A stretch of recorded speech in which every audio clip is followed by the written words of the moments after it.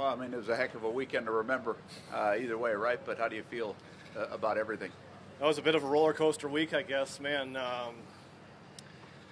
Certainly not the start that I wanted on Thursday, but I fought pretty hard and got myself back in the tournament there, and really played well today on a tough scoring day. With the wind kind of switching directions all the time, and just a couple bad swings for me that were a little bit costly.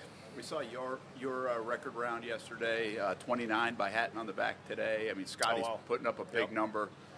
Is this knowledge of the course just how good a play there is, or is it the course giving in a little bit? I would say with the rain, it's certainly softer. You felt like you could be a little more aggressive with iron shots, whereas, the first few days you're pretty defensive going into the greens just because it was bouncing out so much. So that was the biggest factor, I would say. Today was playing tough. I mean, 29 on the back nine's incredible with the way the wind's blowing out there, and there's just a lot of uncertainty over shots. 17, you're standing there trying to figure out, straight across, and is it going to be just a little into or down, and hard to pick a club on a few of those when it's moving around that much. Speaking of incredible, what Scotty's doing right now, I mean, how impressive, out of this world kind of play is it? I mean, it seems like every week he's right there with a chance to win, and just that consistency, I think, more than anything, speaks to how well he's playing.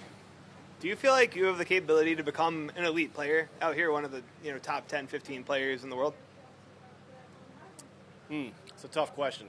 I would like to say yes, but I would say realistically, just knowing distance and kind of where I stand, and pulls me back a little bit when you get into some of the bigger golf courses that we play. But, I've always said there's whatever number might be, 10, 15, 20 guys that are kind of separated themselves from everybody else. And,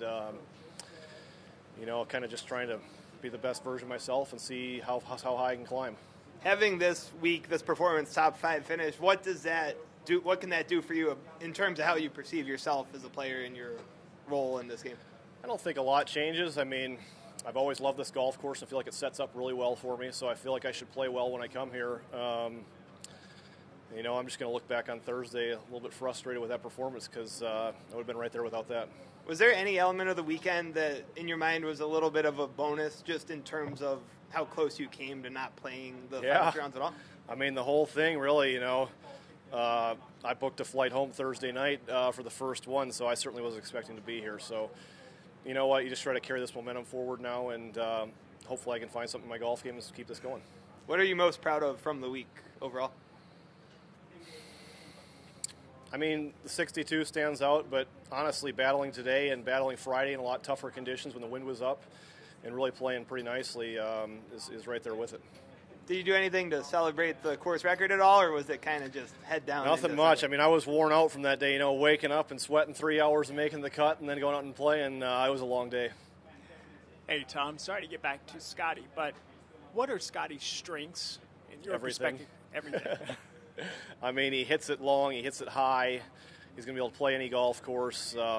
He lives in Dallas. I'm in Fort Worth, so he certainly knows how to handle the wind, as we're seeing here this week. But, I mean, that's the biggest thing. There's no weaknesses, so he can go to any golf course and play well, kind of like he's done, for a few years now.